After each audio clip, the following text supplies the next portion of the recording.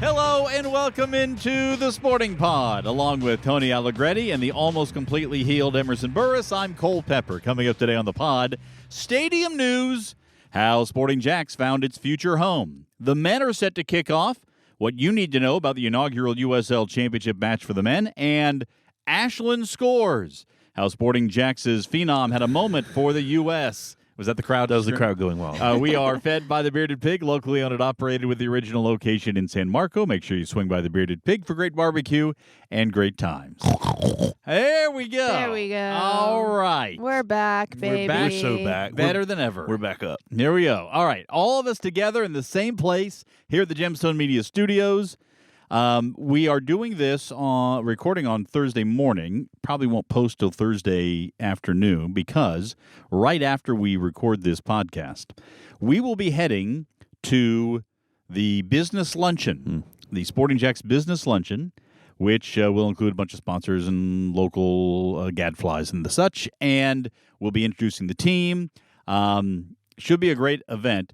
This is just part of a very big week for the men's team and for the club in general. Let's start with Monday's announcement of the location for our future home, Tony Allegretti Memorial Stadium. The Allegretti ad. The Allegretti. Well, working title. Okay, we'll punch that up in post. But just north of the St. John's Town Center, just west of I-295, just across the highway from UNF. We can give our opinions on this, which I think we're all pretty excited about the location. But it's the story of how we got here that I think, Tony, is just amazing. Oh, my gosh. Yeah. Well, it's a journey. And I remember, when we were working with Ron Gordon, R.I.P. Ron, great owner. His family still owns Hibernian. We even got a contract on a place in St. Johns County, kind of right by the border, Racetrack Road. Mm-hmm. That seems like a lifetime ago. Yeah, and the roller coaster of it all. And we've got it locked up and we're riding high. Yeah, back in the day. Yeah. When basically it was you, Steve Livingstone, and Mauricio Ruiz in the office. Yeah. You guys were combing the region. Oh yeah, looking probably, and I think probably at one point or another identified. Maybe they weren't prospects; they could have been suspect, but potential areas to invest. Something like 60 or 70 different potential pieces of land. I think if you count, putting real time in, it's at least 60, and now other investments and, sort of discovery and everything, it might be a smaller list, but it's not. I think 60 is about accurate. Yeah. And so after all of this, and none of them worked. And none of them were 10 out of 10 like this one is. Right. And that's the thing. This is a 10 out of 10? I think so. Oh, yeah. great. Boy, yeah. I mean, when I think about Jacksonville. We have work to do on traffic. Yes, for sure. Yeah, that's the one complaint that I've heard. Other than that, everyone's happy. We're going to get this in the People are complaining about something that hasn't existed yet. No, that's cool. No, but there's no traffic. I guess if you are taking Gate Parkway and you're going down that side, it is thick, right? And so we have to do a traffic study. And we have to have a good traffic plan. We're going to work with JTA. We're going to work with different agencies to get more cars off the road than be additive. But it's also not late at night, but it's at night on Saturdays, so it's not super peak for the town center either. So yeah, well, I think we're gonna survive the traffic haters, and I don't like traffic either. So nobody does. Does. So I don't think it'd be an issue. Now all these brands that are coming, all the interest in this spot, they're coming from places where traffic is real, right? They're coming from these metropolitans that are like just massively clogged, and so I think they fancy it.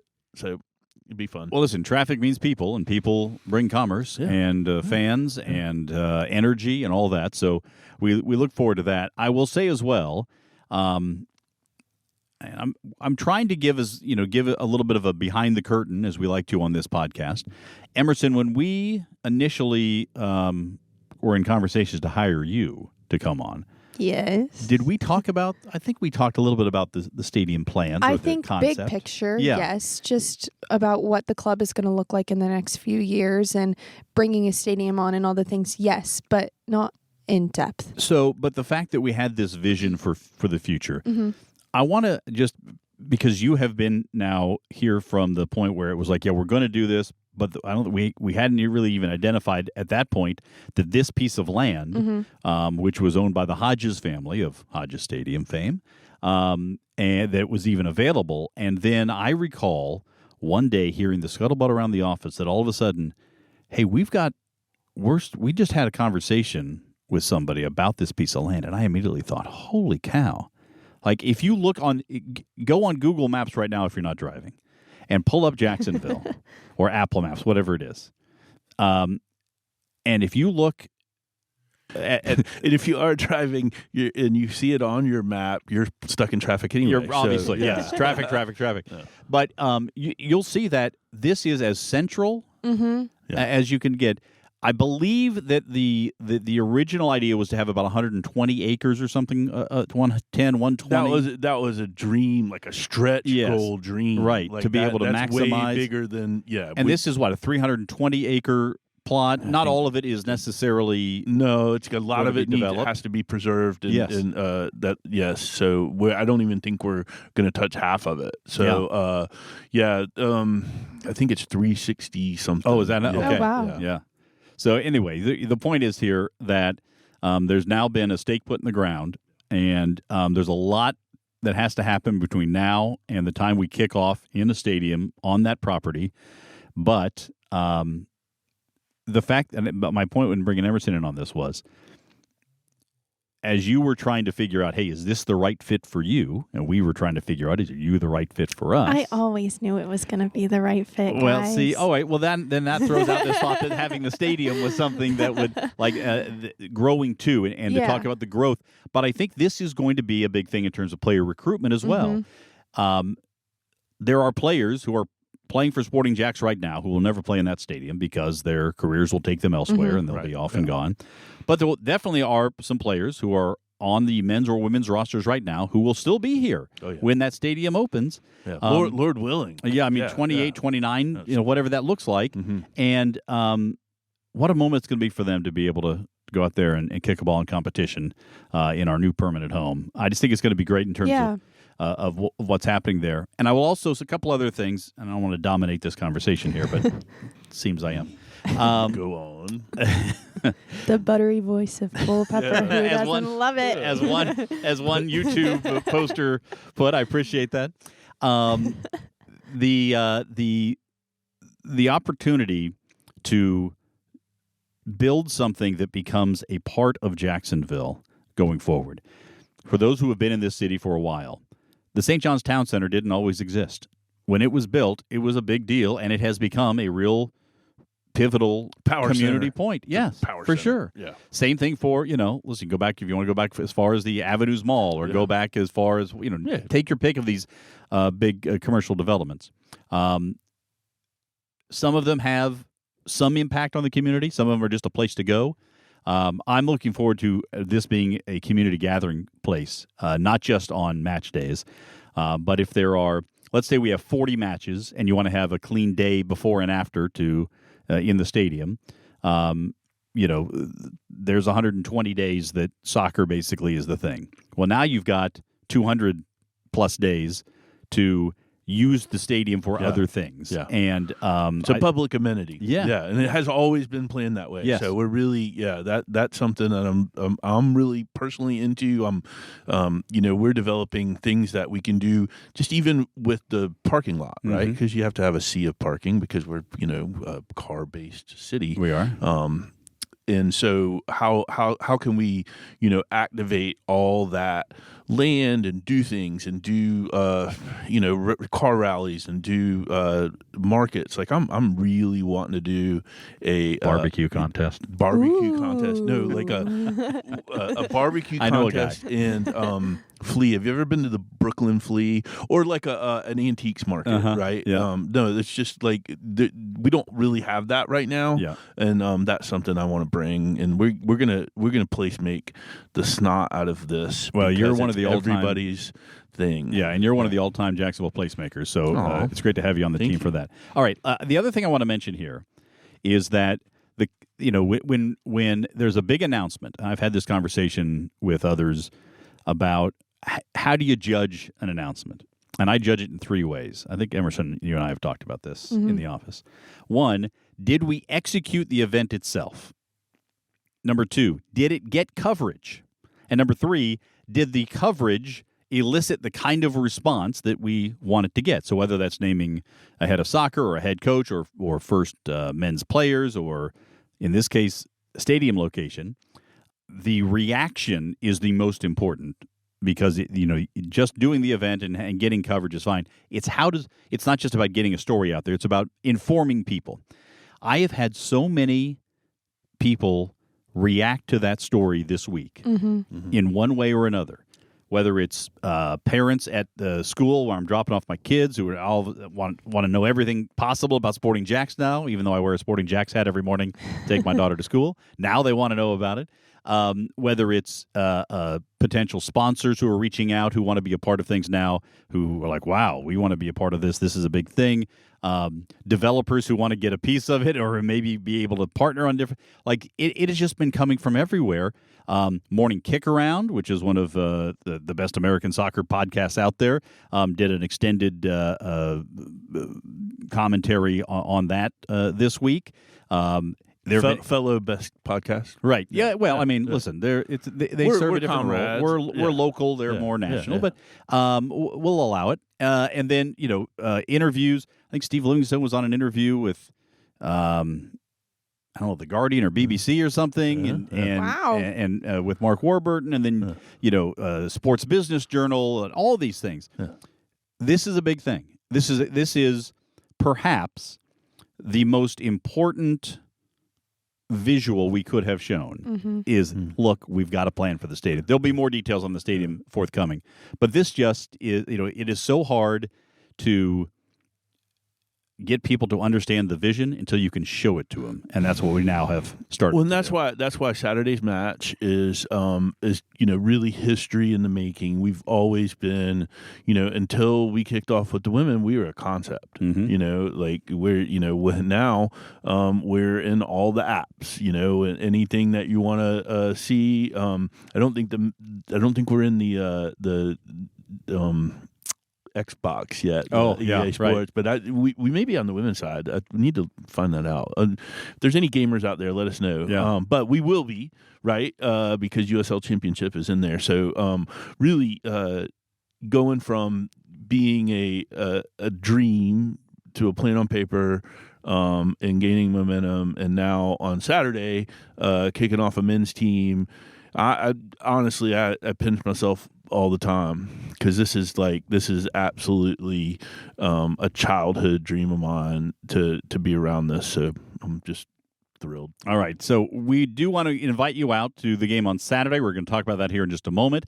Season tickets are also on sale now for Sporting JAX USL Championship men's team, and benefits of season ticket membership now include first choice of seats when the stadium is built. So go ahead and just it's like putting your quarter. I'm going to date myself here. It's like putting your quarter on top of the Pac-Man machine to say that you've got the next game. Save your spot there. One quarter. Yeah, that's back really, in the day. Yeah, that is really dating yourself. You can Google that, kids, if it doesn't make sense to you. You don't want to know what a quarter is. Yeah. It's a coin, Tony. Okay. The best price per game available, ticket exchange program, and an interest-free payment plan are all part of season ticket membership. Call 904-863-KICK or visit sportingjax.com today. Speaking of Saturday, 7:30 kickoff, Hodges Stadium. The inaugural match for Sporting JAX in the USL Championship against Hartford Athletic. Emerson, let's start with you. What are you looking forward to? All of it. Every single part of it. I just can't wait. I'm so giddy and excited to see the guys in action. I know they've had some preseason games, and you and I went down to IMG, and that was exciting, but this feels more real, and the excitement is there. And it sounds like we're going to have a lot of fans there. And I saw a post, and we got someone big singing the national anthem. So that's exciting. Country Maybe superstar. Yeah. So that's really cool. cool. Idea. Do you have that? I was just bringing up all of the things that are going on. Please I'm do. so uncountry. I'm terrible. So here's the lineup, the entertainment lineup for the day. Okay. Tailgate. The fan zone opens at 5. You can tailgate whenever Tony's out there in the parking lot. Yeah. Even if I'm not out there, you should go. Yeah. Gates open at 6. First 500 fans get a rally towel. Then there's a Fred Taylor meet and greet. It's hold on. Rally towel is an Adidas rally towel. Adidas rally towel. Yeah. That's right. Yeah. Fred Taylor meet and greet. You can take selfies with Fred. No autographs for this, just from a time standpoint. But Fred will say hi, and you can have your moment with one of future Hall of Famers. Future Hall of Famer. Yeah. And then national anthem and halftime will be sung by Madison Hughes. Yes. No relation to Meg, who is a rising star in the country music scene. Also, I should point out, it is dollar beers. Wow. Oh, yeah. Dollar beers. Yeah. Oh, my God. Alcohol sales, by the way, conclude prior to the end of the match, as is said on this graphic right here. Yeah. So I'm not sure. I think it's usually the 70th. 70 minutes, something like that. Yeah. Not that I'm paying attention to that. I'm obviously working. Obviously. Yeah. And as are we typically at that point. So it's going to be a big day. You'd be Harry Carey up there. And well, might not do that for the first men's game. If I was a hot dog. Sorry. So now I want to just give a quick heads up on Hartford Athletic, what they are as a team and what we might expect. They have not been one of the top clubs in the USL Championship. However, last year they had their best season as a club. They won the then called Jägermeister Cup, now the Prinks Tires USL Cup. They won the trophy. They won the trophy. They beat Sacramento in the finals for that. Yeah. Sacramento's no dog either. No, Jeez. for sure. Okay. So they also finished the season very strong. They won 7 of the last 11 matches, and from June 30th on, 31 points from 15 matches, including 6 clean sheet victories. That was after a very slow start, just 1 win in the first 11 last season. So this is a team that's coming off a very good season. They were 5th in the conference, in the Eastern Conference a year ago. And that's their best finish since 2020. So this is a team that is starting to settle in. Brendan Burke's the head coach. He was named ahead of the 2024 season, so he's been able to turn things around. The former Colorado Springs and Houston Dynamo head coach, so he's been able to get things turned around. They've made some additions this offseason, including adding Augie Williams, the active leader in regular season USL Championship goals. It was called the number 1 move in the offseason by USLChampionship.com. So this is a team that has made some changes. They've also added former Celtic product and League of Ireland leading scorer Barry Coffey in the midfield. So just some names that you'll want to keep an eye on or an ear on as you watch the game, attend the game. The game will be broadcast on Channel 4 and on ESPN+. But good way to get things started. It'll be a good test for a team in Sporting JAX that is still trying to put things together in its inaugural year. And you won't be lonely. There's going to be a good crowd. But I would say get your tickets quick, so especially if you want. I don't know if we've got any sideline seats yet, but I always love those. And I think there are a few left. I was looking last night just out of curiosity. SeatGeek. Okay. Yep. Yeah. So, how incredible! Going over all those highlights of Hartford gets me a little nervous because we're around the technical side with Mark anyway at the office a lot, and I'm privy to a little of the frustration on the visas, and we've got we were talking about it before the podcast about how many probable starters aren't in JAX yet or here, but just got here, and that's it's a little bit of concern but it's a long season. It's first game, so hopefully, and obviously it'd be massive if we are missing key people. and pull something off. I mean, let's think back to the women's first game. It's a great point. And look where we are now. Mm-hmm. Yep. I think we'll be just fine. Yeah, I made that exact point, in fact, to Liam on the radio show this week about properly calibrating expectations. Mm-hmm. Try to win every game, but know that it's likely that this team is going to be better as the season goes on. Yeah. So we'll see how that all plays out. Again, 7:30 Saturday, Hodges Stadium, Channel 4, ESPN+, Sporting JAX v. Hartford Athletic. We can give you more on Sporting JAX as well coming up noon on Saturday on NBC 12 this week. And you can join us every Tuesday at 6 for the Sporting JAX Coaches Show presented by Honda of the Avenues, new presenting sponsor there. And you can tune in live on Tuesdays at 6 on 1010XL or on demand at 1010XL.com. All right, now, Ashlyn Puerta, goal scorer. Yes. She got it done. She got it done for the United States, playing in the U.S. U19s in Portugal. Mm-hmm.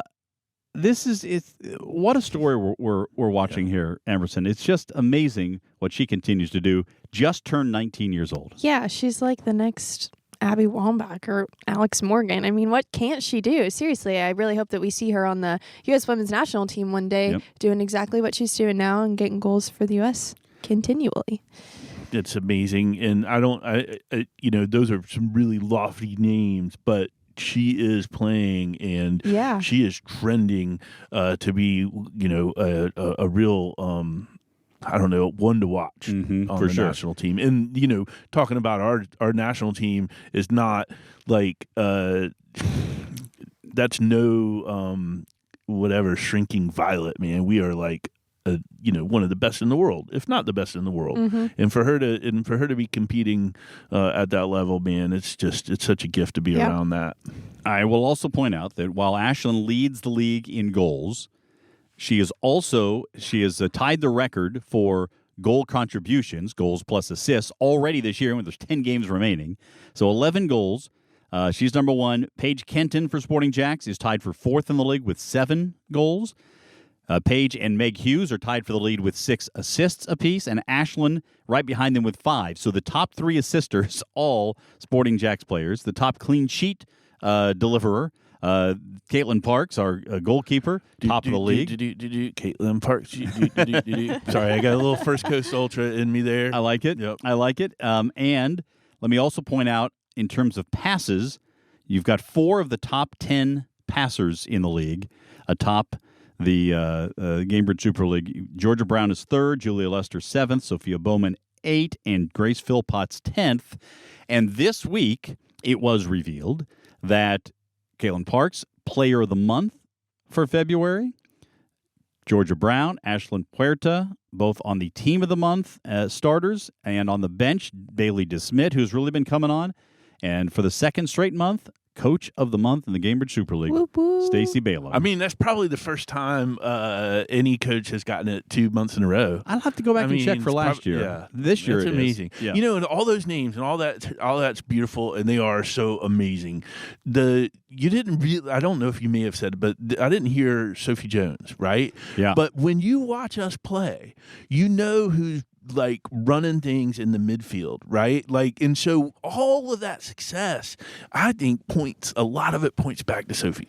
That's one thing that Stacey talks about a lot on her last coach's call. She said that she's the unsung hero. She doesn't get all the stats, and it's not recognized, but she is the unsung hero. It's almost like I was listening to that, but I wasn't. Almost so like that's anyway. I'm just on the same page with all these. Right. While you're doing that, I was just going to bring up some of Sophie's stats because doesn't have a goal, but she's played every game, played most every minute, not every minute, but most of them. And we talk about her distribution. First of all, she's passing 87% pass completion. Oh, that's like James Garner numbers, right? Even more now in the opponent's half, 82% passing completions. So, and she is so calm on the ball, and she's been such a great leader for this team. There's no doubt about it.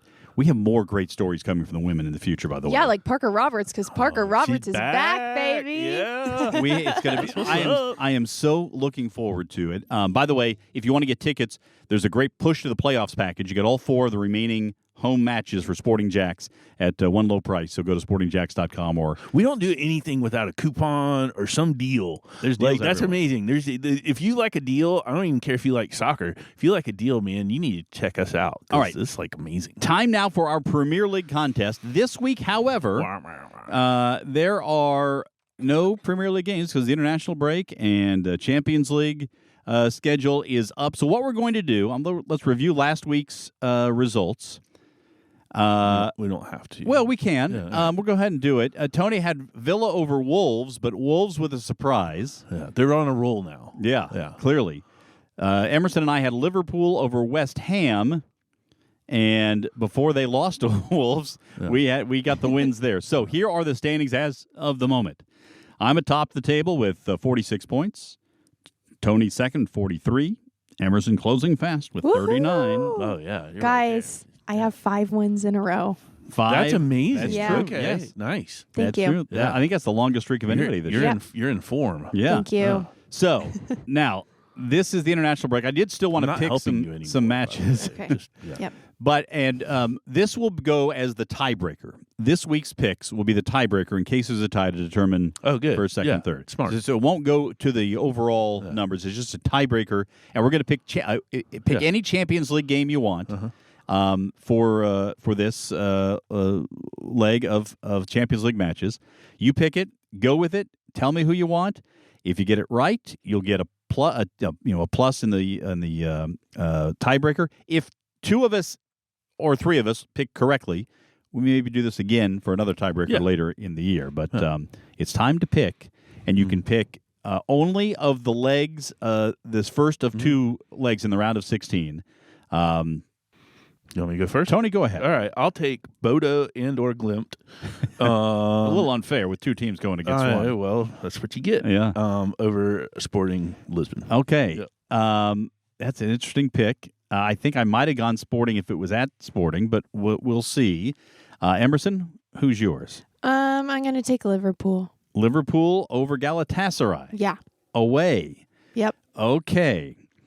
Interesting. I'm going to go in a different direction. You guys both. That's like a lock, but we could just you pick Liverpool. We're like, ooh. But Well, it's away. You never know. Yeah. Could be a draw. You never know.